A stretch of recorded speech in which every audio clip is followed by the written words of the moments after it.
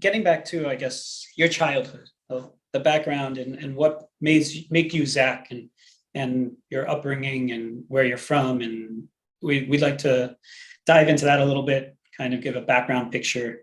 You've given us glimpses, but kind of your view of, what made you you and a little bit of your background would be great. So I grew up in Miami Beach at a time where very few people were from Miami Beach. Son of two parents who had moved there from Detroit and couldn't wait to get away, I think, from Detroit, as far away as possible. And it was an idyllic childhood. It was great. It was like those childhoods, like in, old 80s movies where you could ride your bike everywhere and everything was safe. And yeah, pleasant. Yeah, that was the childhood we had. Like, parents never worried where we were, really. And we just had, my therapist, when I started going to therapy for the first time as my marriage was ending, he's like, I think that was beneficial neglect, but for me, it felt free. My parents ended up getting divorced when I was a young adult. I had just married. I was, got married at 20. I was maybe by 23, they had divorced, and it was a few-year process there. And even as an adult, having to go through that was a big challenge for me and my family, I think. How many are you in your family? Kids? Siblings? There's three of us. I'm the eldest. I have a brother and a sister. Both still live in South Florida.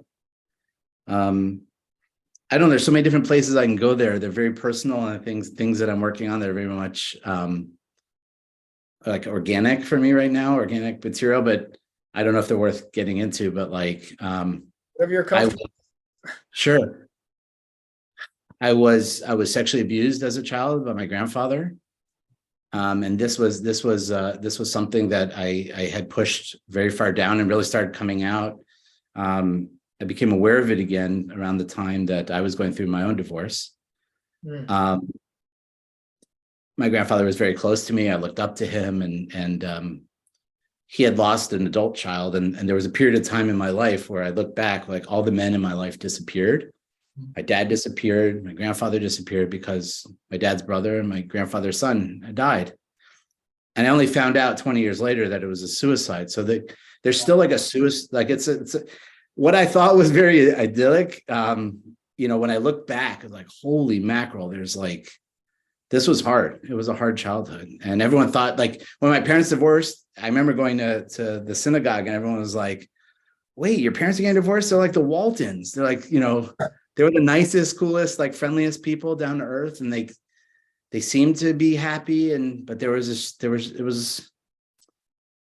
something really broken behind it. And of course, taking whatever I thought I had and moving into my parenthood, like, how could I be better? How could I be if I had no vision or blueprint of what it meant to be the type of dad that I wanted to be? Because I never saw it. And looking back, that's the naivete of being a young dad. But, on the other hand, I did my best too. I am able to hold those two things together.